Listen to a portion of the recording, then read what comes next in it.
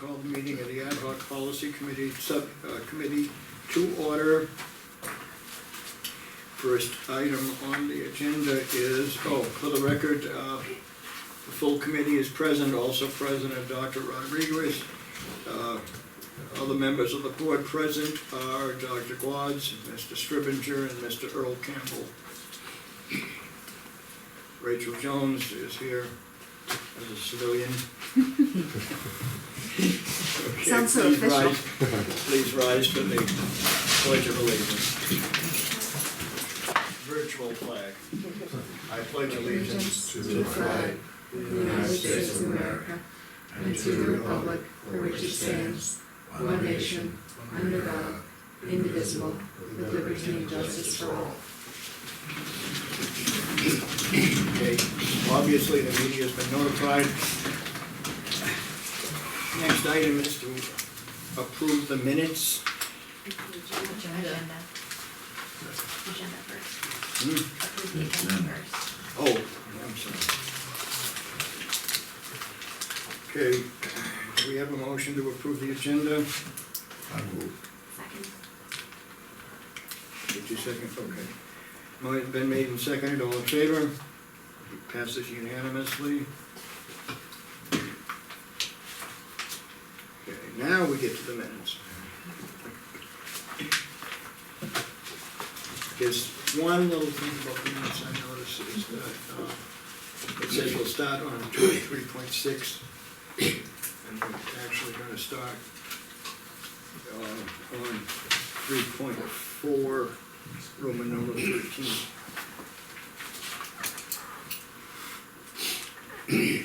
So if we can have a motion to approve with changes that are noted that we've done. Yes, David?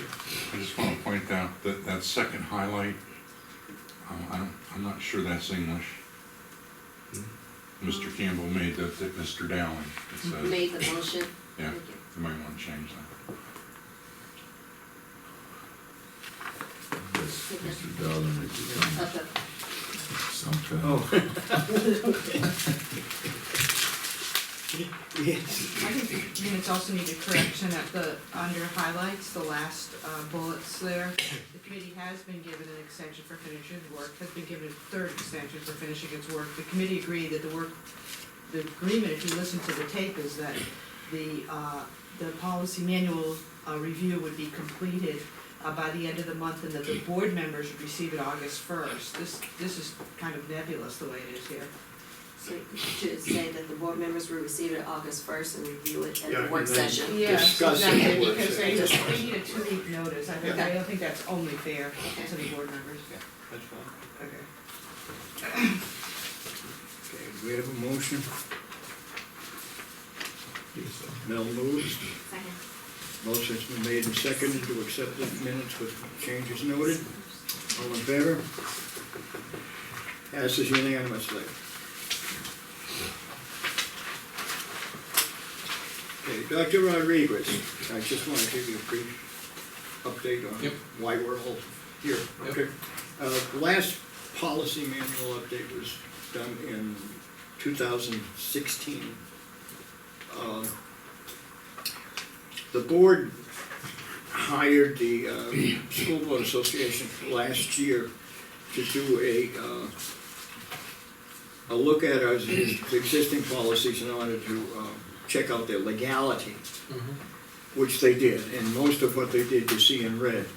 At the time it was presented, though, the members of the board felt that even though they had commented on legality, we still had work to do as to what we wanted. Okay, so that is why we're here now. Okay. We're almost done. The requirement is to submit a new manual proposal to the board by 1 August. Then the board will, individual members can take the next 2 weeks to review it, and then we'll discuss it and hopefully act on it at the 16th and 17th of August work session. Okay? Yep. Now tonight we're going to begin with Roman numeral 13. Members may, I'm just going to read it to recalibrate everybody, okay? Members may request information from the superintendent if the information sought does not exist and must be created or developed, or if responding to the information will take substantial staff time, then the superintendent shall notify the board of the request such that the board chair may determine whether the superintendent or his or her designee shall respond to the request. All information provided pursuant to this paragraph shall be provided to all board members. Okay, last week we discussed this quite a bit and were unable to come to closure on it, so. Does anyone want to kick off the discussion? No, okay. My concern about it is twofold. Number one, the phrase substantial staff time, I think that needs to be quantified or described a little bit better than that, because that's in the eye of the beholder, you know. What's substantial to one person might not be substantial to another.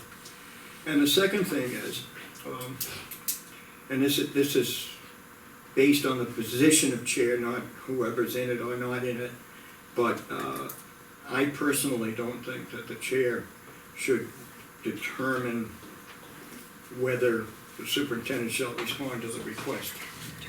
We've had instances in the past with prior chair people that certain members got marginalized in having their requests approved, or when they had to submit a FOIA request, which has been the case sometimes, to have different quotes given to different members for basically the same request. So if you want to give us some input as to how you feel about that, I'd appreciate it. Well, I think the issue around substantial staff time, you know, a particular request at the moment, right, doesn't necessarily take into account the full scope of work that whoever's responsible for that as an individual has necessarily on their plate, right? So substantial staff time can be, you know, quite a bit, and it could take a while for some requests. Okay. That's just one thought that comes to All mind. right. So is it, as it's, just, I'm thinking out loud now, as a suggestion, perhaps if we say that under normal circumstances, requests for information will be given to the superintendent by the appropriate board committee? Or do you want to continue having Dr. Berg gave us sort of carte blanche in terms of, if he had a question of finance, you could go right to Tanya on it. That's not strictly apropos to our policy, but he did give us that. So, and I'm not recommending that continue, but that's the way that it has been. At the moment, I'm not really privy to what the conversation around it, from the board, whether it didn't allow consensus. See, I would object to any situation set up that presumes that anybody asks these questions out of idle curiosity. I think that everybody has a real reason for asking for data. And the reason for their asking for data should not be subject to review by anybody else on the board, including the chair. We're all equal, we're all elected officials, so if we have a need for data, I think we should be able to go to you as members. And if there's a problem with the staff being able to comply, perhaps you could talk to each individual board member, or the board member who made the request, and work out some kind of arrangement about when it could be done, if it could be done, etc. Does that sound reasonable? The only thing, interested in hearing how the rest of the board feels about that, because a request by one for information, I would assume everybody wants all the information if somebody's gonna get it, or. So I was gonna make a suggestion is that we maybe try to model this, after the policy that we just wrote for putting, for agenda setting, where it's CC'd to the entire board, so then you can get board input as well if necessary, just kind of model it similarly. Because that's currently not a component of this, where anybody else, it just says that an individual member can write to the superintendent and say, I want this, and nobody else would know about it. I'm sure they'd like to know that information. And they can put in their input as well, say, I'd actually like to maybe modify the request and ask for something additional, or give additional input. Does that mean that somebody along the line in the process would have veto power over the request? Okay. Because Because- there's not yeah. veto power currently in our agenda setting. So keep in mind too, that anybody who asks for information, if they don't get the information, they can put in a FOIA request for it, you know? And then compliance is a much more objective question than something as subjective as substantial staff time. Okay. So, Dr. Guat. So I take issue with, and that there should be, committee coming to the superintendent, because we've established, and we will further define that, the committee, per our current policy, is that the committee is doing the work for the board. Whatever work they're doing has to be authorized for the board. So I don't think a committee should come and ask you for information unless the board had authorized that committee to work on that information, or they need it for the work that they're doing for the board. I see that as more problematic. I think any single board member should be able to request information, but the way Rachel said, I think it should go to everybody, and then if, people wanna modify, everybody should have the same answer, or get all the same answers, so you're not, you're not repeating yourself 11 times. Well, it does say in the last sentence of this that all information provided pursuant to this paragraph shall be provided to all board members. So that means that everybody would get the answer to the individual's question.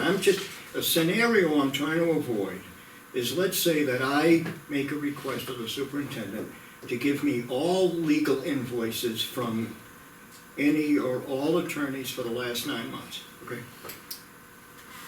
I might have a need for something I'm working on for that.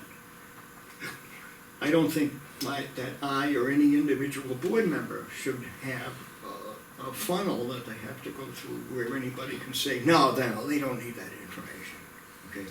Now, I don't care if it's got to go through an agenda setting meeting, although since the agenda setting meetings only happen once a month. No, that's not what I was saying. Okay. I was saying model it after the language. So under, let me see, pull it up so everybody can look at it.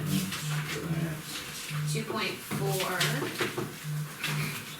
Romeo 8, C. It's where I first That's time where I've it been late. lays out how an item can get put onto the agenda. So every board member may request a topic or matter to be included on future board agendas if it falls under the purview. So I'm just saying that this currently says, that it would go to the officers, so, and that other board members who wish to indicate their support can do so via email. I'm just saying that it could go to the superintendent, the request could go from a board member to the superintendent, but we should probably CC everybody else so that they can put in input, not veto power or anything, but I think the problem lies with if they wait until the information comes out, there may have been something else that someone could have added, and then you're duplicating efforts by employees or personnel. So say you wanted receipts or whatever for legal services, someone else might want to add the timeline. Piggyback Or on that. piggyback on it, Oh. and then they're gonna have to do more work on top of that. Well, how about then if we had a 1-week suspense period where a person makes a request to the superintendent, copies the full board, the superintendent doesn't even have to act on it for a week, which gives every other board member a chance to piggyback, for lack of a better word. We can do that. That makes sense. Earl's next, he's been waiting patiently. Yeah. My concern, and I've voiced this over and over, is that I've seen emails where one board member will request something from one of the staff members, and I want it as soon as possible. I want it tomorrow. That is not the way we should do it. Because I don't want to, some of the stuff that board members request, I don't want to see it, you know? And I just believe that the request should go to the chair, from the chair to the superintendent, and then deal with it that way. Because some stuff was requested for the finance, and Tanya is busy. She stays busy. And you can't make the man and tell him, I want it tomorrow. You know, that's my concern, you know. Because what I may want, the rest of you may not want to see it, you know. So that's just my concern. I've always complained about that. I agree with you, Earl, in that I think the request ought to go to the superintendent, particularly if that's what the superintendent wants. However, I still, nobody but the person making the request should be able to validate the legitimacy of that request. That's just so, under Rachel's suggestion, we would simply take the language of putting something on the agenda. We could go back into that policy and say this policy shall also apply to any requests. Well, it probably would have to be wordsmithed a little bit, just because of the Yeah. way that Okay. it's got some things that wouldn't really necessarily apply.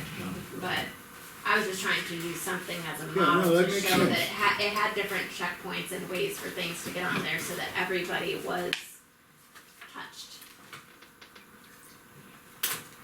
All right, so we want to make sure that everybody knows about the request, and we want to make sure that everybody gets the information that the response contains, correct? Yes, David, and then Mel. Mel might have been first. Okay. I like everything that you're saying, I think it's great, but I always wonder what the purpose of the request is. I think it would really help, especially if other board members are gonna feedback on it, if the purpose of the request could be made. You know, I'm researching this, or I'm trying to establish it. Give everybody else a chance to say, well, you know, we might want to look at this data over here also. Okay, I hear you loud and clear, but to me that implies that I have given you judgmental authority over whether my query is worthwhile or not. We're all equal, 11 elected officials, okay? So it's not for me to judge whether you're making a legitimate request for information, or what your motivations are, or why you want it. It's not for me to do that. You have a right to ask for that as an elected official to do your job. I didn't mention judgment anywhere in there. I just said purpose. If you could just state the purpose of your request, it would help the rest of the board members if they want to piggyback on it. I think it's a great idea. Okay. So as long as, I'm researching this because I'm as researching. long as nobody can chip in and say, well, I think that purpose is redundant or ridiculous or anything like that. You either piggyback or you don't do anything, right? Right. Okay, great. Okay, Mel. Well, two things.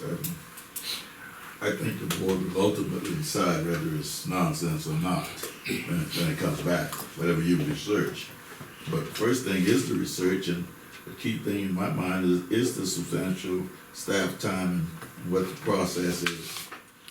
You know, because I don't think we have any reason to judge it unless it's going to tie up the staff longer than necessary.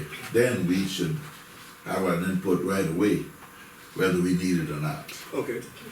Let me ask a question. What do you mean by tie up the staff? It's a substantial time.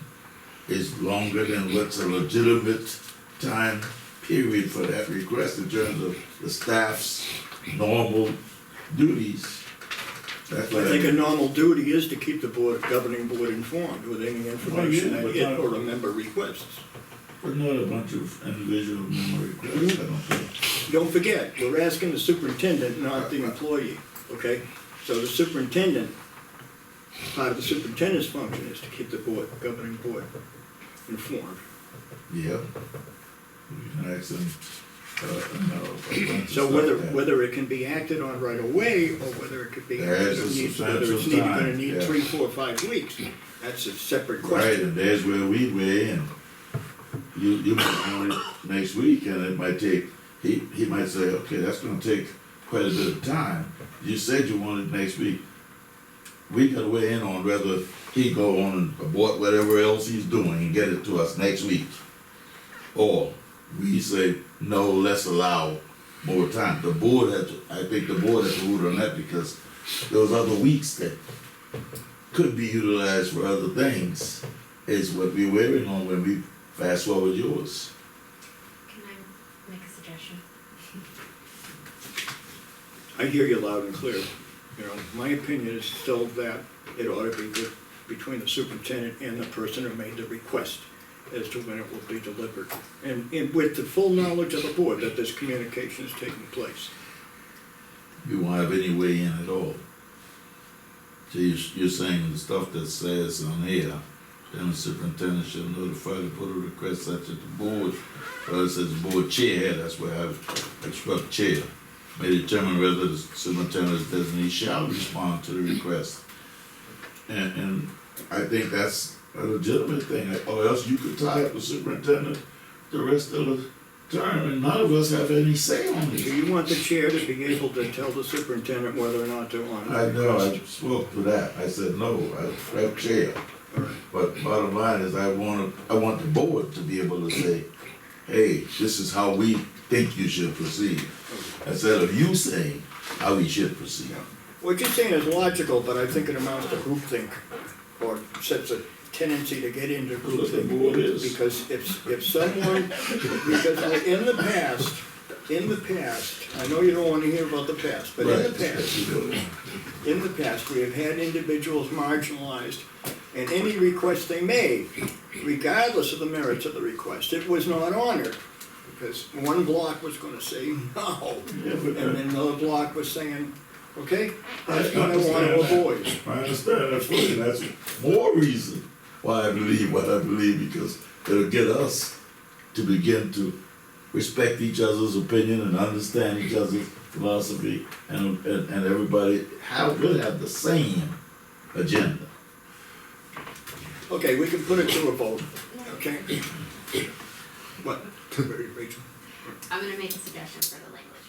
Okay. Okay, and it's gonna be kinda long, so I don't know if we need to record it so that we can listen back to it. I mean, I know we're recording there, but I mean like right now, so that we can vote on it. But, so I'm wordsmithing, 2.4, Roman numeral 8, subsection C, which is about board meeting agendas, and currently what's under board policy for this, Roman numeral 13. So, board members may request information from the superintendent. This request should be made via email to the superintendent. When possible, the purpose for the request will be given. Other board members who wish to indicate their support for the item should do so via email to the superintendent. The timing of the receipt of the request combined with the length of time necessary to gather supporting information when necessary will determine when the response is received. Once that determination has been made, the superintendent will notify the board members of the plan for addressing the topic or matter requested. All So, information provided pursuant to this paragraph shall be provided to all board members. so moved. So, Motion's been made and seconded, all in favor? Okay, you got that? you have to read it back so we can be clear. I'm not gonna. Thank you, Rachel, that's good work. It's on there. Okay, moving right Yeah. along to a no-brainer, the 3.8 conflict of interest section.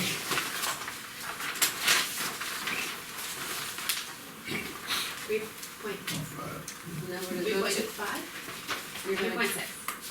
Huh? Are we doing 3.6. Did I skip over something? yeah, Yeah, we need to 3.6. go to 3.6 in the black Oh, in the black, In the- okay. Yeah. Sorry about that. It should be in the section part usable.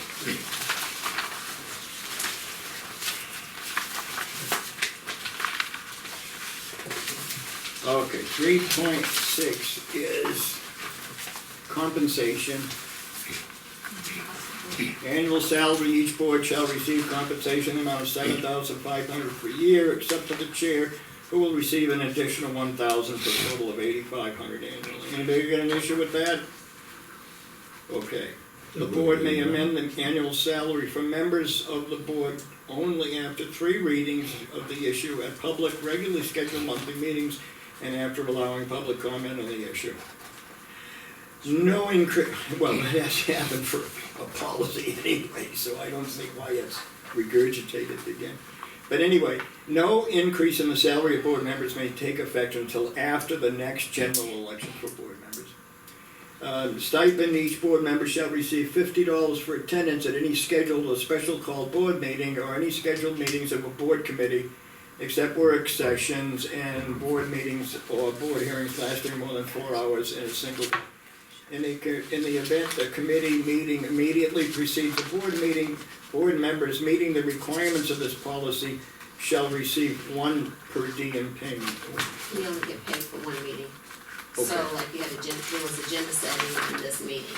So you don't, if you attended both, you only get paid for 1 of the meetings. Okay, and what's the rationale for that? If you had the meetings on 2 separate days, you'd get 2 stipends, right? And the purpose of the stipend is for attending the meeting. So why does it become different if those meetings are back to back on the same day? I'm not challenging you directly, I'm just asking the question. Board compensation, the amount of budget. Well, You know, just Wendy, trying to minimize. On compensation, annual salary, sentence number 3, we just need a period at the end of that. We know the period at the end of 3, just a scrivener's. Thank you. Mel, did you have a? I was gonna say, probably she's right in terms of budget. Wanna minimize how much money is spent out for each particular meeting. You know what I'm saying? At max, no more than 11 times 50.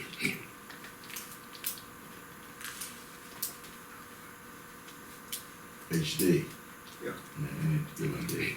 Granted, it's expensive, but the point I'm trying to make is that the stipend is given for attending the meeting. And what difference does it make if it's part of a multiple set of meetings or if it's scheduled over 3 or 4 days? I can't see the difference. One of the reasons of different days is you're taking to the fact that the travel time, you're going and coming back. When they were looking at this, you were having meetings back to back. An example, the agenda setting meeting only lasted 30 minutes. So and then you had a break, and then this meeting started at 5:30. Well, this meeting will last more than 30 minutes, but they weren't paying. You would be getting $50 for a minute that lasted 30, a meeting that lasted 30 minutes, and then the next meeting that followed right after that. So it was more about budgetary and compensation. But you could be getting $50 for 3, 4, even 5 hours of meetings. If it's meetings over 4 hours, whatever, it becomes $100 But under this policy, for 1 meeting. right, Yes, sir. all right, so, But Yeah. that was the reasoning behind it. yes, Mel. But I mean, John's point, to Harvey John's point, let's say you're talking a 30-minute meeting and travel time, but you gotta go back home after that 30-minute meeting, and you gotta come back to the other meeting, which may not be the same place or same distances, but all of that is a factor, and I don't, I agree in terms of the logic. I don't see the logic except they're trying to fix it into a certain number and not gonna go over on any particular day. That's only, and I don't know if that's gonna work out financially in terms of pros and cons. So, I think we're I don't paid, necessarily wanna change it, but I think we're paid for the contribution that we make, not necessarily, a 30-minute committee meeting is a rarity in my experience, okay? yeah, They're long, you know, 60 or 180 minutes. Excuse me, 60 or 90 minutes. So I'm suspicious of that rationale. yeah. I guess I'll leave it up to consensus. That's what I said, I wouldn't make a motion to change it. I don't think it's significant enough.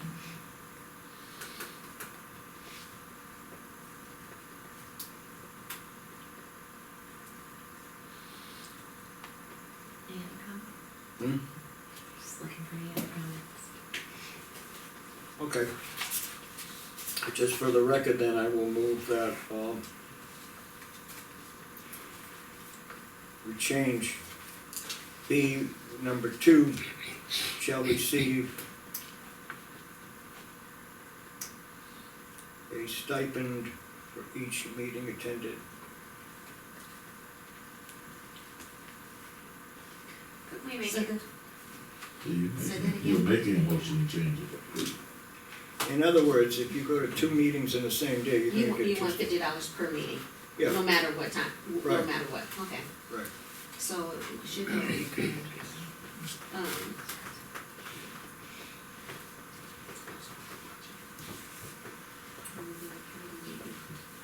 If you go to a physician's $52 office, then. you don't necessarily, You can combine 1 and 2. You can combine 1 and 2. It says each board member should receive $50 for attendance of any scheduled or special called board meeting. And just include committee meeting in there. yeah, that was what, okay. So I mean, that's, All cause you wanted $50 per any meeting, correct? That's correct. So just include committee meeting in there And- instead of just board meeting, special called meeting. Should we add the language into the motion that you told me when I came on board, is that a meeting to get a stipend is a meeting that is scheduled, that minutes are taken, and that there's a presiding officer. it's under. So in other words, you can't have an informal meeting and then say that No, that's that- under 4. Huh? That's on 4. Oh, okay, I'm sorry, I didn't read it. All right, so what I'm proposing then is this. I'll amend my motion. That each board member shall receive $50 for attendance at any scheduled or special called board meeting or committee meeting. Oh, I mean, It's already in there. Or meeting of a board committee.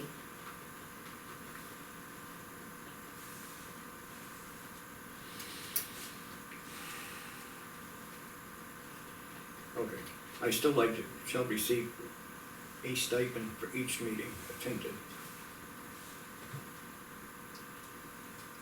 I think that adds less language. Are we suggesting B2? So, Hmm? is that B2? Meeting Yeah. stipend Yeah. number 2?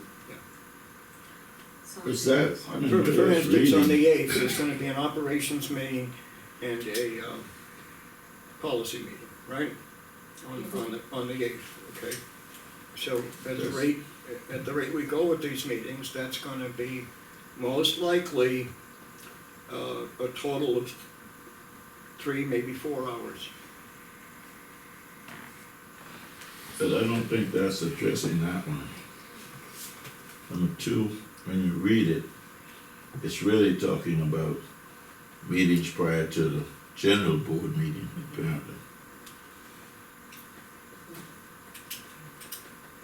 Okay, let's We used to address that. have, we used to have some committee meetings scheduled prior to board meetings. Yeah. So instead of getting paid for that committee Yeah, you meeting, get the you're board. getting paid for the board meeting. So that's what that was, because Yeah, there were that's some, okay. there were some committee meetings scheduled prior to the full board meeting. Okay, Yeah. my question is then, if the committee meeting went an hour and a half, and then the board meeting went 3.5 hours, you got a total of 5 hours, how much would they get?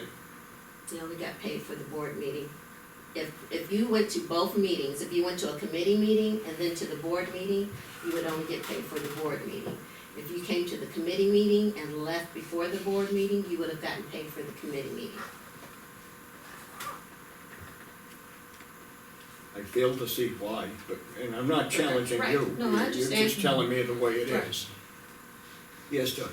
I have an idea. What about, the whole idea is, you know, what if you come for, well, like today, agenda setting was what, 20 minutes?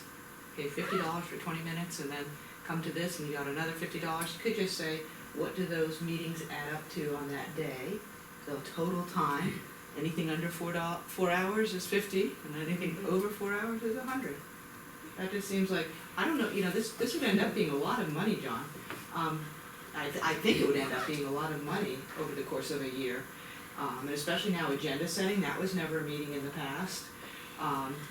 And you're getting, so let's say you do go home, you have a meeting in the morning for, well, some likely it's in the morning, but let's say you have one in the afternoon, and you're there an hour, and then you go home until let's say the board meeting at 6, you're getting the mileage compensation, so I just think it should be the total number of minutes you're there. Then that also eliminates anybody who comes in halfway through and wants their stipend.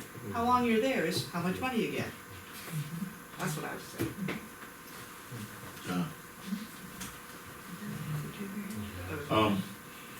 I think our issues, I think our issues are covered in these things though. When you read them, I think the number one is about those meetings that John's concerned about. Even not be getting paid for them. It's because I would rather know, I mean, whoever's interpreting might be interpreting it differently. But it says $50 for attendance at any scheduled or special call board meeting or any scheduled meeting of a board committee. Didn't say same day or different days. Then number two, that's talking about something that's gonna happen when we have a regular board meeting. If we also have a committee meeting, you're only gonna get paid the regular $100 unless it goes over the 4-hour limit. Then number three covers that. Well, you get paid $50 for the board. You get $50 for Yeah. board meetings No, and you then, get, and 400, and then when the meeting is over 4 hours, then you get $100. you get $100. Yes. So you're getting paid for that. I understand what you're saying, but okay. number Yeah. 2 reads that only in the circumstance that a committee meeting immediately precedes a board meeting. Yes. That's when you only get 1 per diem, not if you were doing, you know, you had a marathon of 3 committee meetings. Right. Essentially, the way the policy's written right now, I believe we should be getting paid 50 per committee meeting. Because number 2 only addresses if a committee meeting precedes a board meeting. Right. Yeah, not one committee meeting. Might not be what's Preceding happening, another committee but- meeting. Yeah. Based on what's here, Yeah. it needs more work based on multiple different. Yeah. Just as a technical thing, it should say stipend rather than per diem, I think. Okay. Yes, Earl? I was gonna ask Robin, when you do the budget for the board, do you include all the committees? Well, Basically, we did, Uh-huh. and then when we set the budget, in February, yes, we did, okay, Because we did just start assigning committees, I think, when we set the budget. okay, We had already made the assignment. Yeah. okay. All right, so Rachel, what you said then is that number 2 does not really apply to back-to-back committee meetings. No. Yeah. All right, so do we wanna leave 2 on its own and then have a separate, I think 2 does need to be changed to say not to exceed $100 or something like that, because number 3 indicates basically that anything that's over 4 hours receives 100. So I think that in the event that there's a committee meeting and a board meeting that culminates to over 4 hours, I don't think it should exceed anything over 100, but. how about if we take 3, okay? and say at board meetings in the plural that amount to more than 4 hours. So that if you have a board meeting that,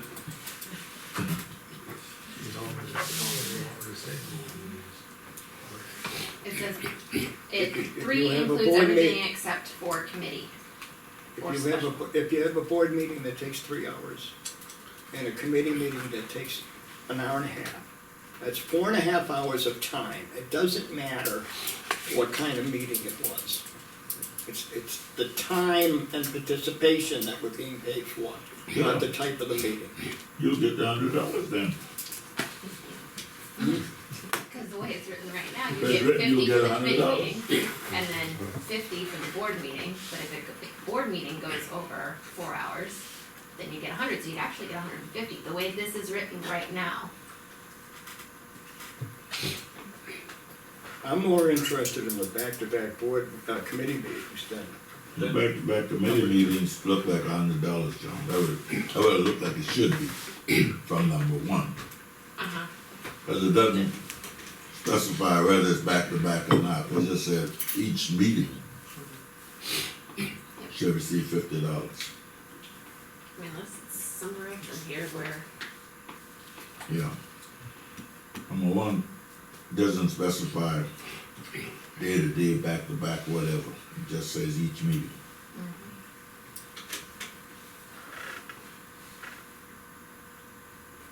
That's the way I'm reading it anyhow. I agree.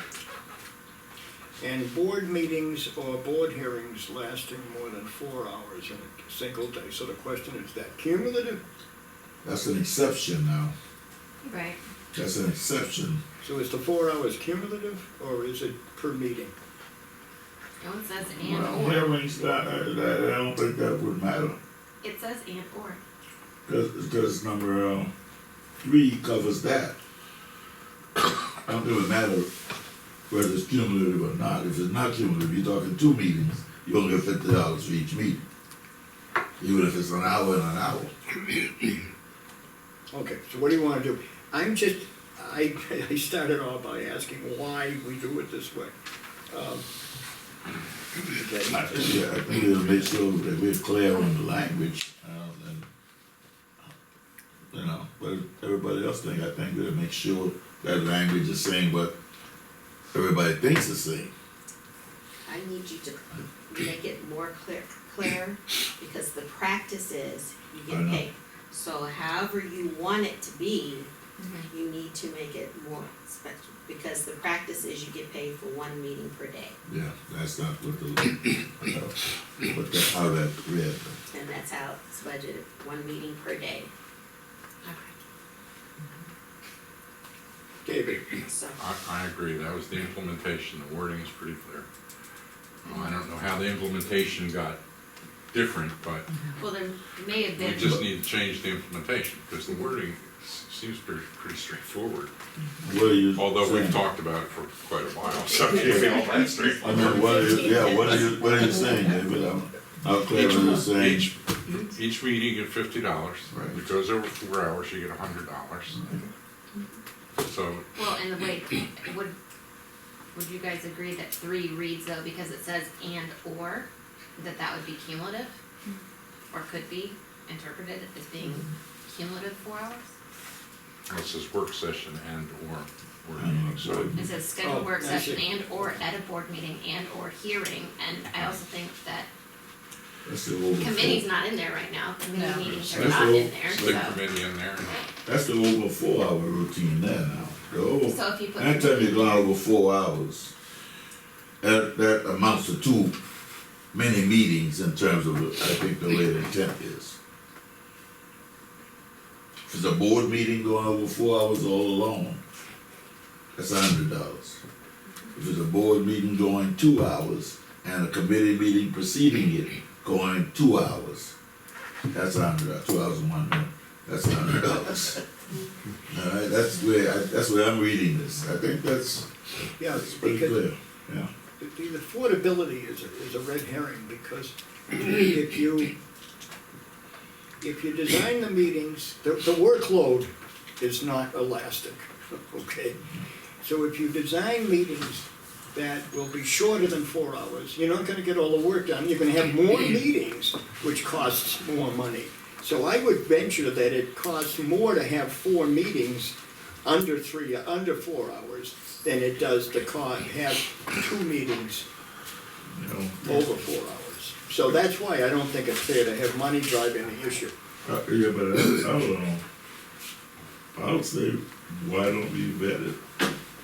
I mean, from the maximum, All right, so how about each member shall receive $50 for attendance at any scheduled or special board/committee meeting, period. Okay, and then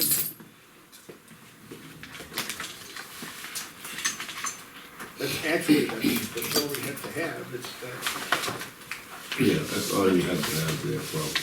that's all you have to If have. number 3 covers. Any member shall that. receive $50 for attendance at any scheduled or special board/committee meeting. And then if you wanna make it even clearer, you can add any meeting is subject to the 4-hour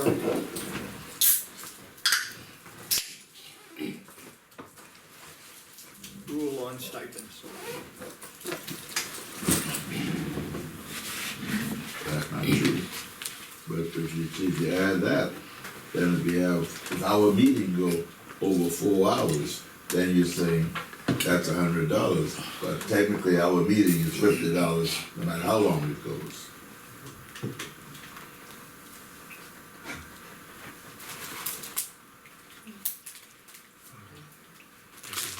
Okay. All right, so Unless we don't subject committee meetings to the 4-hour standard. Is that what you're proposing? We don't subject committees to the 4-hour standard. If you have a committee meeting that runs over 4 hours, that's Right. tough bananas. Right. Okay. I think that's a good practice, cause then That's, Huh? it keeps, it puts the committee members, and there's an incentive for them to do their work efficiently and quickly and keep it under 4 hours. I certainly don't think committees should be meeting for 4 hours. I don't think we've ever had a committee meeting go over 4 hours, have we? Not that I'm aware of. Well, the right. time I've been on the board. Let me ask, So I think it's fine the way it let is. me ask you, It's fine. Exactly. total, Ms. Kuchenberry, with,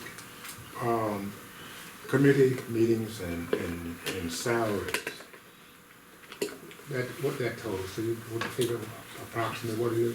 You know, some years ago, I suggested that we should raise our salary and just forget about the other stuff. I don't know the total between the salaries and the committee, but for the month of April, if someone attended all the committee meetings and board meetings, you got $950 for the month of April, because we had 13 meetings. That included all committee meetings and that was. Yeah, that's what. So that was, if someone, so a person could have gotten $950 for the month of April. Just for The month of April, just for the meeting. stipends. As Earl has often So that was said, the $50 and the 100, because our board meetings were over 4 hours, so you got $100.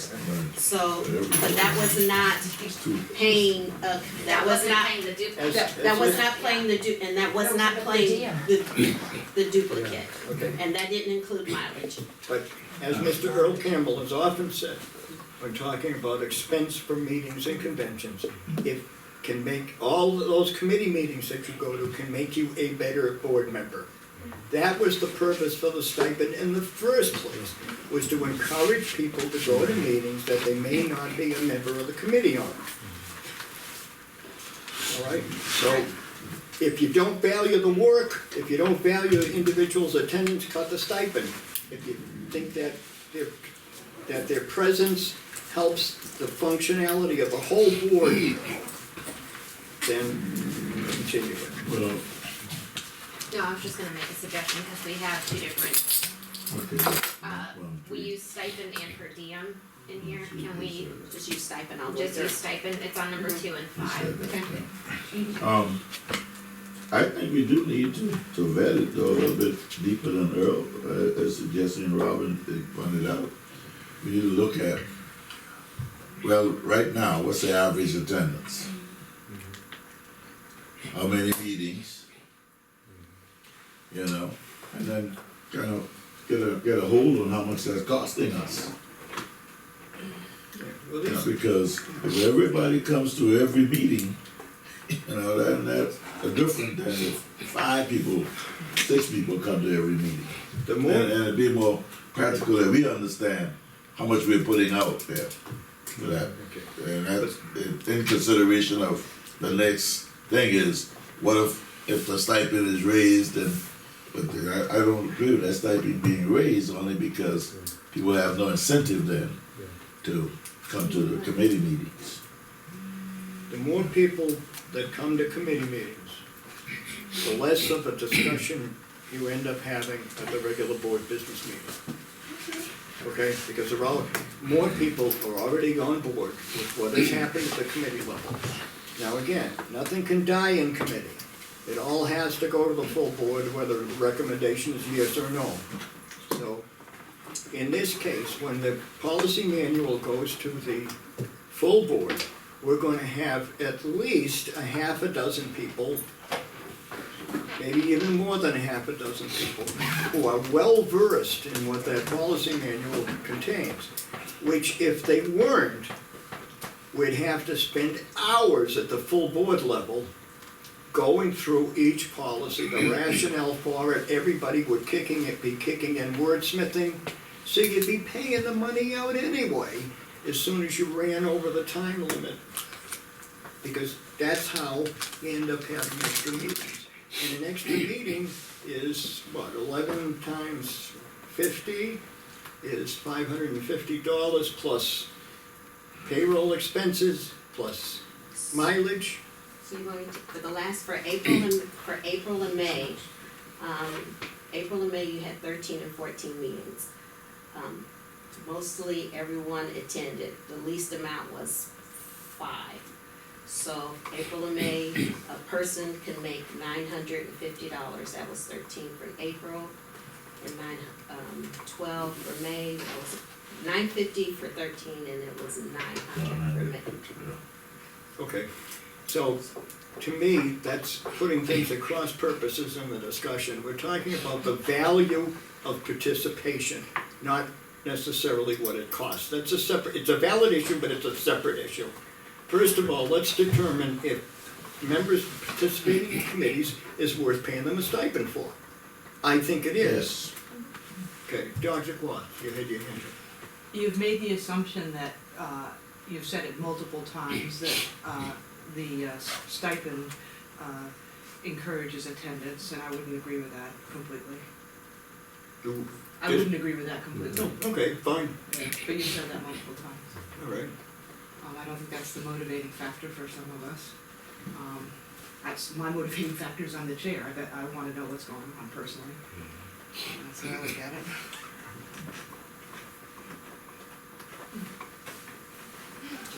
I have a day job, so $50 doesn't work for me. So, Yeah, that Let's just be Rachel, that's the other part of mine,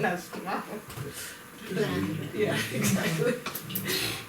The idea of compensation is that members of the board, particularly those that work, give up something to attend the meetings beyond what they're paid as a salary. So I think stipends are more than fair. I mean, I don't see anything wrong with Westgate. I think it's good the way it is, but I do think we need to be clear on how it's supposed to be. Yeah, If it hasn't been that way, and if it's the intention of how it's supposed to be. All right, I move that we leave 1 and 2 as is. Second. All in favor?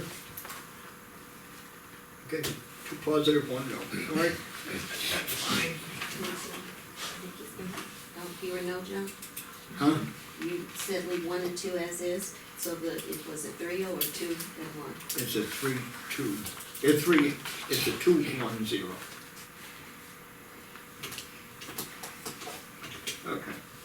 Right. Number 4, meetings are defined as official board and committee meetings at which minutes are taken and published for board member distribution. That's pretty straightforward. Increases in per diem payments to board members take effect immediately after approval by the board. Again, I think that should be stipend, because Yes, per I'll diem. change, I'll change them all, of them will get changed. Universal to- replacement, okay, all right. Expenses, district travel expenses. When members incur in-country travel expenses for carrying out their board responsibilities, they may be reimbursed from district funds upon submission of completed travel vouchers and supporting receipts. Mileage and expense reimbursement will be in accordance with the amount set by the district for its employees. Okay, 2 things. I think we should substitute, cross out may and either have a will or a shall, okay? Because may They shall be may reimbursed. implies that they might not get reimbursed. They put shall. And then number 2, I'd like to add a sentence, this does not imply that board members are employees of the district. Where'd you add that? At the end of the day. Why? Yeah. Because last 2 winters ago, it, You go back again. yeah, But I mean, yeah, So- we all, Historical you wanna know why significance. World War I started, so that you might not start World War III, I understand that, but I mean, okay? you don't rewrite the Constitution because those things started. That's my point, I mean, the law is here, we are not members of. All right, let me put it in a different context then. Yeah. There is disagreement in some circumstances whether we are employers, employees, or elected officials. Now, if you ask me what those circumstances are, I can tell you. I understand, let's move on. I don't think it's necessary. Can You I, don't put that in there for. can I ask you what in this paragraph makes you think the paragraph implies that? Because it says that within the amount set by the district for its employees. I was just saying it's in accordance with it's pointing to regulation. I can't explain it without telling you what happened when the board ramrodded circumventing the procurement code by getting us labeled as employees to hire the marriage counselor. So in that case, we were labeled employees. Now someone's asking us to be labeled employees. So I think we're neither. Then maybe we need to have an entire section addressing that. Maybe we need to address it in its own section as opposed to under here under expenses and mileage. Sure, whatever. I think that would be more pointed. Okay. It won't get lost that way. All right. Travel allowance in and out of state. In addition, each fiscal year, board members will be provided with a travel allowance for continuing education activities, including conferences and seminars relating to their board responsibilities. The exact amount will be determined annually during the budget process. Any amount spent over the annual limit becomes the sole responsibility of the individual board member. Transfer of travel allowance between board members is prohibited unless approved by the board majority. Robin, I have a question. When we get our board budget report, does it identify who's, there's Yes. about 10 lines for the travel. You're Does it identified ident- by your district. Okay, all right, okay. I was just curious about that. Anybody got any objections to that? Yes, Well, we're not really adhering to this, because it is transferred between board members, so a board member, like if one person has gone over their limit and somebody's way under, it is, transferred one within the board budget. and who approved that practice? Yeah. You'll go through the, I don't know. they'll go through the chair. The practice has been that because it is the board budget, the money is transferred because it's not necessarily, I'll just use you for a minute. So if John had $1,800, it's not just John to go out and spend up $1,800. So if you don't go to all the committee meetings, if you don't go to conferences within the state, and the stipend is even divided out amongst all the board members evenly. I'm using $1,500. So if Rachel only goes to one in-state conference, and it might only cost $500, so there's $1,000 left in her area. If you don't go at all, and then if Melvin goes and he goes to all the in-state conferences and it comes up to over, then we would transfer what Rachel has over within the year to offset the negative in Melvin's. Okay, I support line item transfers. So that's what. But I'm just questioning how a practice was allowed to trump a board policy. I can't answer that for you. So, Okay, but the so- problem is. It's can I explain sort of something like some further? of the other policies that they that had not been the practice when someone wrote that Okay, up. I Is think, that, I that's not the think, I practice. think a given has to Yes. be that practice is aligned with policy. Yeah. So can I explain something too that Robin brought up? So when the budget is made, well, as she said, all the board members get the same amount, okay? Doesn't take into account how far you live from the district office, for example, because you're gonna have more mileage incurred. Or if you're somebody who tends to go to more of the meetings, there's no, individual, allotment, okay? It's all, each person gets the same. And when you think about it, that money is not yours, you have to earn that money. So, it's not like you're taking my money, if you haven't used that money or that allotment, it's the board's allotment. So I don't see a problem with what actually is happening, but, that's not what's written here. It's just a simple question of, do we take away the policy that prohibits line item transfers? Okay. I would suggest we modify it to the way that it's. So, Yeah. Brett Davis here. No, David, Yeah, well, yeah, I'm gonna finish with you first. Is that acceptable? Does that meet what you're talking about? what do you mean? Is that we either change the policy or change the practice, but one or the other has to be changed. Because there's no sense having a policy if we don't follow it. I agree, and it seems sort of, I mean, we can spend all our time on this, or we can spend our time on, you know, Just scratch that last More- I line. think we'll be the judge of that, but go ahead. well, what I'm saying is, we can talk about this forever. You wanna have a board vote every time we've got to say, oh, John, you went over this year, so now we've gotta transfer Rachel's into there. And then, okay, Mel, you're under, now we're gonna transfer Christina's into yours, so whatever it is. I mean, it's time intensive. This Okay, should- so we let's should do spend away our with it time then. here. Scratch Let's it. do away with it. Yeah.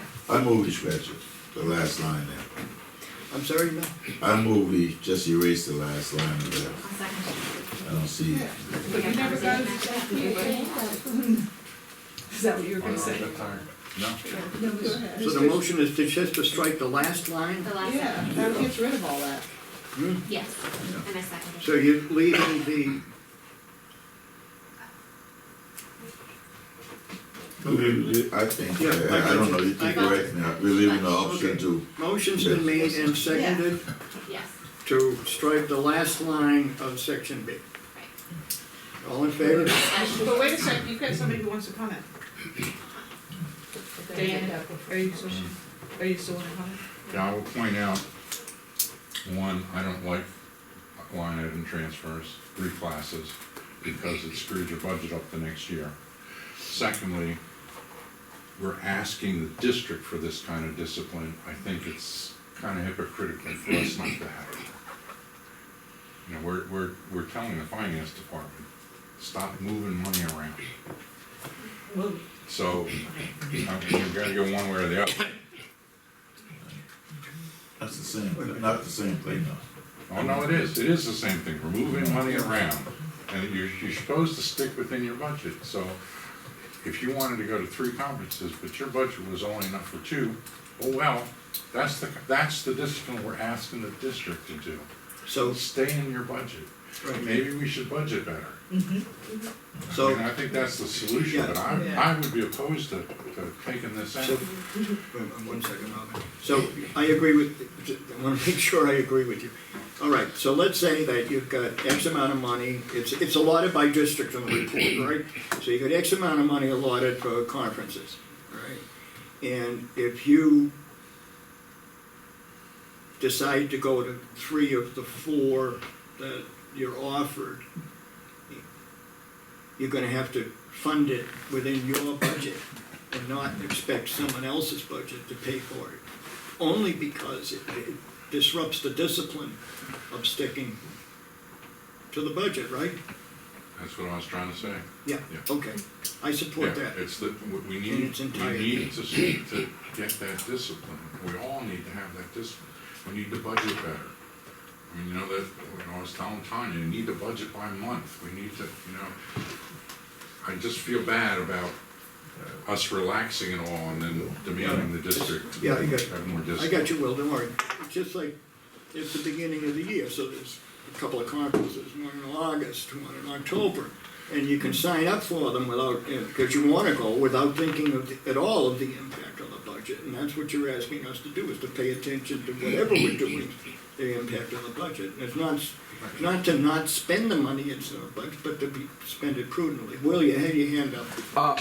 I disagree with Dave just because of the fact that also he may make that decision to make us do that today, but we don't know when school staff have a budget to say that, hey, we don't have enough money for this right here to happen, and then they move money around in their budget. We're not sure that we're gonna get the information to say, hey, this specifically happened, even though we may say that. So I mean, I think hypothetically speaking, also when we're like officials, we're not staff members, and we're going to learn at these conferences to make this district better. So if there's money that's allocated, and I don't see a reasoning not to say, look here, if Mr. Campbell's not going, and he said he's done everything, I don't see the problem with me using the money that's in line within that he was given by however he was getting. If he said, hey, I don't mind using it, because I'm sure they're saying, hey, look here, if we have people who are not going to lead the enemy. And I'm sure they're taking that money, they may put it someplace else. How do we know what they're doing with that money? We don't. Because we only know what they tell us. So therefore, I'm saying I think that you put all these stops on the board, but I'm not in agreement to that. I'd have to ask the question, if we did do it in a lump, right? How could we explain to a member, if a member hasn't gone to a conference all year, and wants to go one late in the year, and can you say, oh, I'm sorry, we overspent the group budget, you can't go? I don't think that's appropriate. Well, I can say in the past, at least from my time on the board of 2.5 years, Robin has kept track of, who's gone, like for example, this year nobody went to the National School Board Association conference because it was during our superintendent recruitment. So in the past though, it's been half the board members get to go one year and then the other half the next year. So, I mean, Robin's keeping track of that.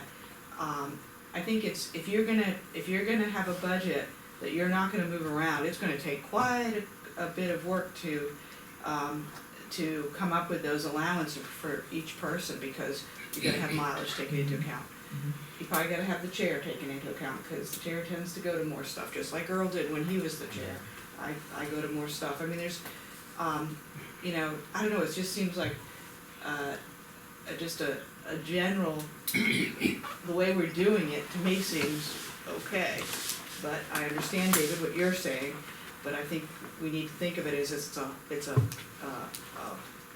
allotment for the whole board, and that the divvying it up to each person is not really accurate. It's just 1/11. Mel, then David. I think our focus should be on what the intent of that amount is, as opposed to individual. I know we want to encourage every individual to do their due diligence for each particular district, but overall, what are we getting as a fact-finding thing going to these conferences, etc. if Rachel could go and I can't go, I don't think those dollars matter. As long as we stay within that budget item as a board. That's when I think it's okay to shift the line items if he's staying within a certain category. That's why I agree with Will to a degree. In our total budget, people do move things around certain sections of the academics. And that's the same thing with this in my mind. I don't know. David? Well, we need to budget it differently then. I don't wanna give up on us budgeting properly and then staying within budget. And the example that really got under my skin was when I found out that the principals are using supply money as for stipends for the coaches. You know, that just incensed me. We gotta stop that stuff. And it starts with us. We need to budget properly and then stay within the budget. You don't wanna budget by individual member and budget at the board level. Yeah. And stay within that. Yes. But you still have the question of who makes the decision. Because here, you know, you do have the transfer of allowances, could, you know, the board majority could say. Because it is the board's budget. And we do look at it every month. I mean, so if we did away with that, and we still have to be doing whatever that says anyhow, that's what you say, right? Generally, that's We're reviewing up to the the budget every month. board for board It's on the improvement. agenda. Right. To support what David's talking about, I would propose that if we were, God forbid, a private industry, we would be considered 11 departments in a budget, and each department gets its budget, and each department manages its budget. So the individual conceptually can be a department within the budget. Secondly, this conversation is more appropriate at the finance committee. We're talking about a policy here, we're trying to solve the budgeting problem. Budgeting problems should be sent to the finance committee, not the policy committee. So I would suggest that we just work on the wording of this policy without getting into deep philosophical arguments about how the budget is set up. Everybody's made their statements, okay? So I think there's a motion on the floor to strike the last sentence of section B. Correct? Okay, we'll vote on that now. All in favor? Okay.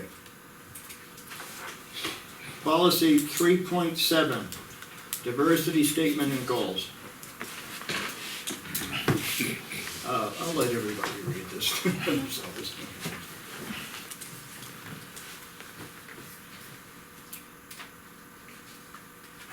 I do have one thing that I should mention right away. Attorney General has opined that we are not a board of trustees. That is in the decision of February 11th, 2016, that we are a county board, we are a county school board, and we should that's what we should refer to ourselves as, because we're technically not a board of trustees. And Mr. Dowling, and the latest Attorney General opinion, the opinion with respect to whether the Islands Academy was properly closed, I think that was a different opinion, so I need to give that opinion to everybody before our next meeting so y'all can review it. If I remember, I don't have it with me, sir, but I think it said the Act 377, it combined those duties into one. I think that's what it said, Mr. Dowling. Okay. So I want to make sure I give that to everybody. I know about the opinion you're speaking of, though. Yeah. Yes, Dr. White. You know, I think that's exactly right, that 2016 AP opinion doesn't include that act that you just referenced, which was in 1970, where they combined the two separate Beaufort County, I should say, school districts into one, and it did become Board of Trustees, if you read that. I'm gonna email that to everybody tomorrow, because I think that was what it said. So we have that, Yeah. yeah. If you could follow that up with clarification. Yes, sir. Yes, for I everybody. will. Yes, I We'll will. assume for now that that's the way it is, okay? And I'll withdraw my objection.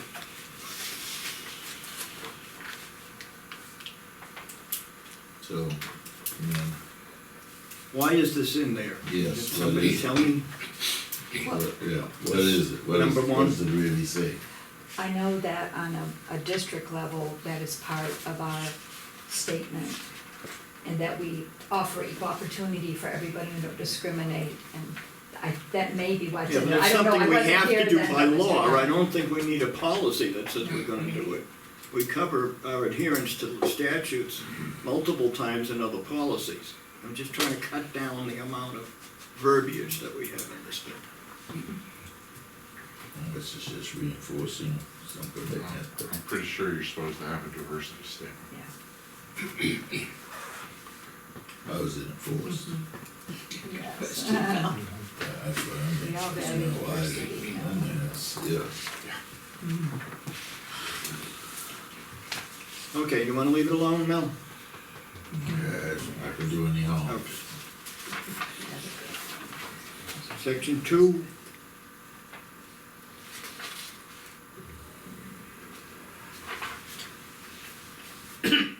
David, question? Yes, sir. Should not section 2 be over, how do we keep this out of the realm of policy and into the realm of goals and results? Is there a relationship? You're saying you think this should be a goal? I'm not following. I don't know why it starts with these corrective measures. I mean, to endeavor to Why employ does and that assign exist? administrators, faculty, and staff to reflect the racial and cultural diversity of our community. I don't feel comfortable about the work in this particular one at the committee level. Board goals should be taken as a separate subject, I think, by the full board.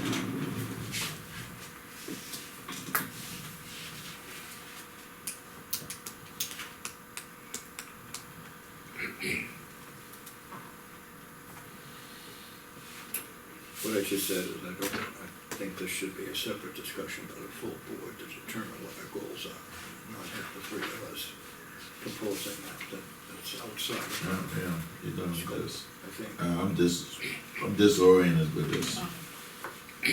I don't know what it's trying to say. It's trying to be a diversity statement. And the goals of diversity. I don't think it's the board's goals. And we had the desegregation agreement with, we have the desegregation agreement, agreement with the Office of Civil Rights. So I need to review that agreement because I believe that is part of what we agreed to with the Office of Civil Rights, that we would work towards establishing, integrating unitary schools. And we file that report every year. What is it referring to when it says these corrective measures? I mean, I don't, Oh, wait a minute, wait. it's not these corrective measures Yeah, with I agree. significant. What is I don't know the corrective measures. What are these corrective measures? That's That, why I'm not, what he was saying was to my point. I agree. I want to know, basically, what were we doing with this, and how were we measuring, and putting this actually in play, and how do we know that we're actually going by what is stated here? Is what I wanted to know. How are these goals being measured? To me, it's a nice mom and apple pie statement. but Right. It's not necessarily a policy. Right. That was kind of my adjustment. Now that these corrective measures, I think, refers back to section 1, where it says identifying, correcting policies, practices, programs. I think that's what it's referring to, but it could be a lot clearer. The first sentence, yeah. You said it's referring to what now? That first sentence in number 1, One.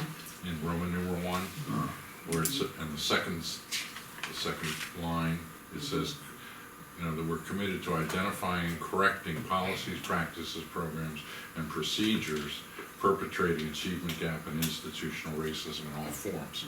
So I think that first sentence in Roman numeral 2, these corrective measures, is referring back to that sentence. Right, but also, my question is, how are these being measured? I mean, we have them, they look good here, but how are we putting these in our everyday practice, and we're making sure that we're not in violation of these rules and laws? David? David? Wasn't there a lot of discussion at the results committee meeting about abandoning the emphasis on the term achievement gap and instead talking about parity between demographic groups and the state, and the district, and the state? Well, you were there. Hmm? You were there. Yeah. So you know that Okay. we had a speaker talk about that, and we will. We Yeah. will. Try to reword if it's valuable to reword. Because there is the issue that achievement gap has a national definition. And we don't want to create our own. So, we're gonna discuss that. All right, so let's leave it in for now. But I'd like to take that up later, okay? All right, so the corrective measures tie to the first sentence of the preceding paragraph, so they should be okay to leave. Okay, 3.8, conflicts of interest.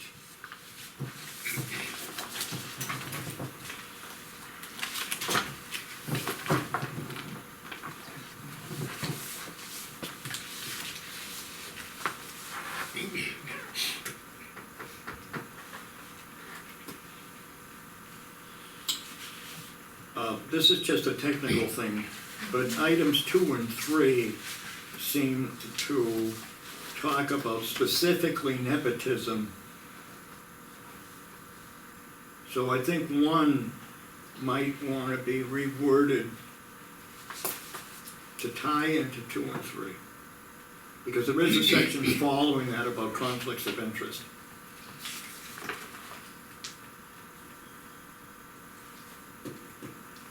I know nepotism's a dirty word, but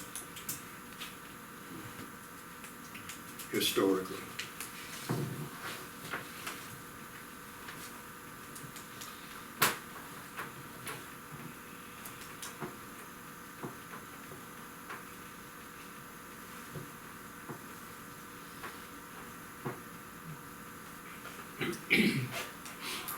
And what is two?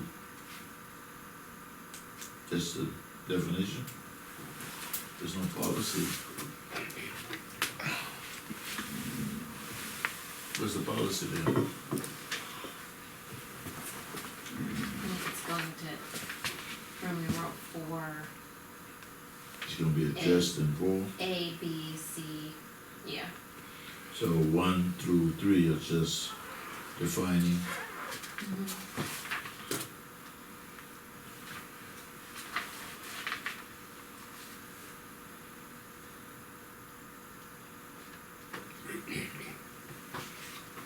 Okay, 3 is called Board of Education Conflicts of Interest. And 4 is Employee Conflicts of Interest. Does the law make a distinction between board members and employees? Wendy? The ethics committee, you want me to look at the Ethics Act, and what it says? I would Yeah. expect that the definition of conflict of interest applies across the board. I agree with you that it would apply to everyone.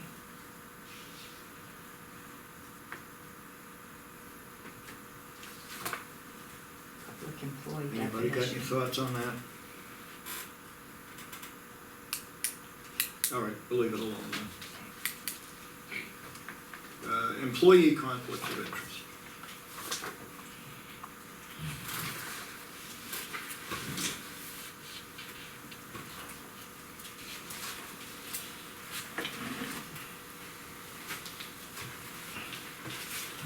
Familiar, right?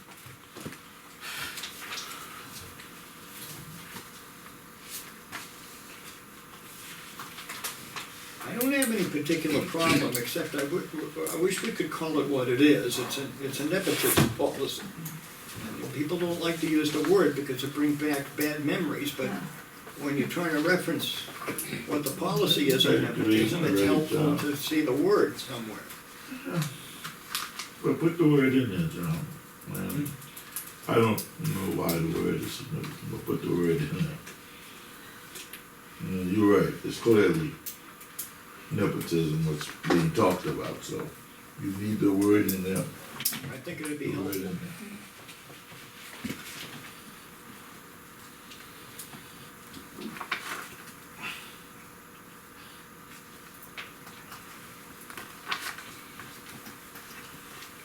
Yes, Rachel? D needs a period at the very end. Mhm. D needs a period at the very end. And then also throughout this section, it talks about, things can't happen without written approval of the board, or, where's the other place I saw it? Written approval of the board. There's another place where it mentioned, oh, unless otherwise approved by the board. I think we need to be clear on the majority vote or a vote. It just says, How about substituting, take the written approval of the board, how about without board action? That's a vote, it's in the record, that's really all you need for documentation. Which letter are you on? Three. Roman Three. numeral I still don't see what two does, I mean. well, it's defining what an immediate family member is throughout this section. Yeah, it's talking about nepotism without saying the word nepotism.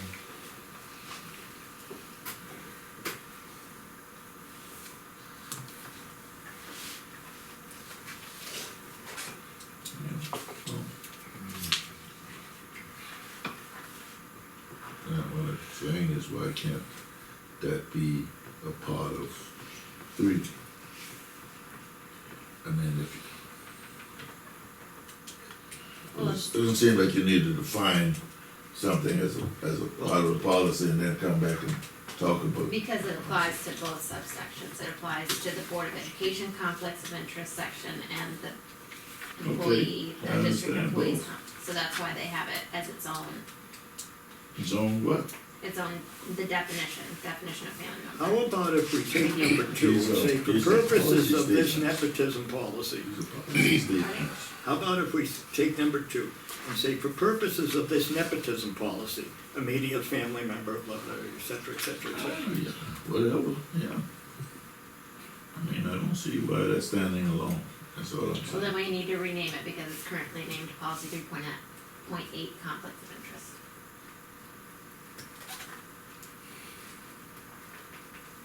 I can see number two, starting has been three starts, so no immediate family member, and then defining what the immediate family member means. Well, and I think the purpose, this makes a decent attempt, but it does not specify any and all areas that could be a conflict of interest. So when they say, and the avoidance of conflicts of interest by board members and BSC employees, really the best they can say is the avoidance of some conflicts, because there are other conflicts of interest that are not specifically highlighted here. Does that make sense? Yeah. In other words, I don't want to have anybody come back and say, well, you've got me on this conflict of interest, but it's not mentioned here in the policy, so I didn't know all I violate board policy.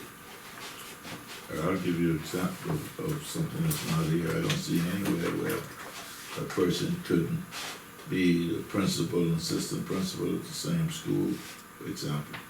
There's no talk with the superintendent, but it doesn't talk about anything else that's a board policy. What do you mean? I think you should be looking at the red line, so that you pick up the suggestions from the school board association. Look at you. Might be Dave. helpful. Keeping us on track. And where are those red lines at? They're on the red line. You got version. this 3.8. Yeah, I gave Will's mine from last week, let's see if I have a copy here. It's got some suggestions from the school association. Those suggestions have been, That was from the. These are the So make sure you got everything there you need, you know? they've been accepted. No. They haven't been accepted now, because it was all tabled. Or didn't have the will They to go through stated it. on three. Okay, so how about if we adopted all of that and then added that we will also comply with any and all South Carolina Board of Ethics rules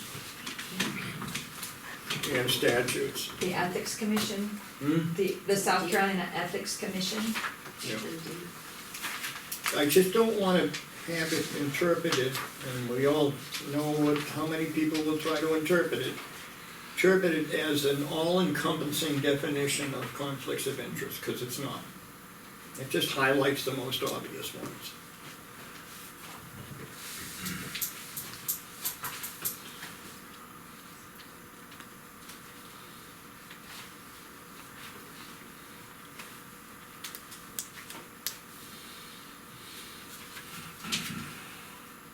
For example, it doesn't say anything about recusing if you have a relative working at a vendor that you're voting on a contract with. So, it doesn't say anything The here ethics about rules that. say so. So, Under the Ethics Act, that's if prohibited. if it's purporting to be an all-encompassing list Which one? of board member conflicts of interests, then it's not living up to its title.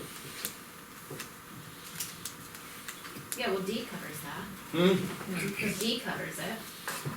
B covers it? D. D. So Roman numeral D. Oh.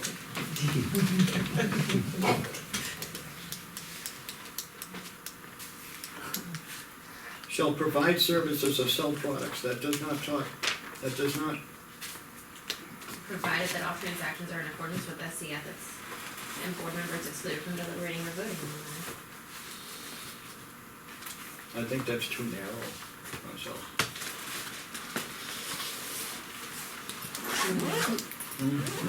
Like you see other, D is too narrow, okay?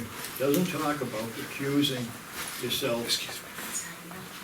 well, it says there, Your pocketbook. excluded from deliberating or voting on the matter. On the matter, the only matter it references I appreciate that, that a was. board, provide services or sell products to the school, Thanks for coming. okay? I mean, this is directly attributable to me, so. Maybe it's just I think missing it's a pretty couple of words. clear. Board member.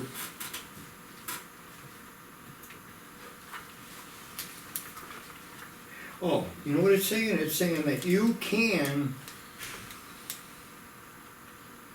sell things to the board, as long as you don't vote on the board decision. Okay, what I'm talking about is something Well, completely and different. in accordance with the South Carolina State Yeah. Ethics Act, which goes even further Yeah. in that. But that what I'm talking about is a different circumstance, where we do business with another school and a board member has a spouse working on the staff of that school. And we make budget decisions that will determine whether that school is opened or closed. That to me is an ethics violation, and it's not spelled out there.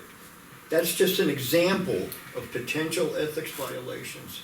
Yeah, Well, So- we had a board member whose spouse sold educational, resources. Yeah. So that board member could not vote on anything that had anything to do with, renewing contracts or whatever, because his wife sold education resources.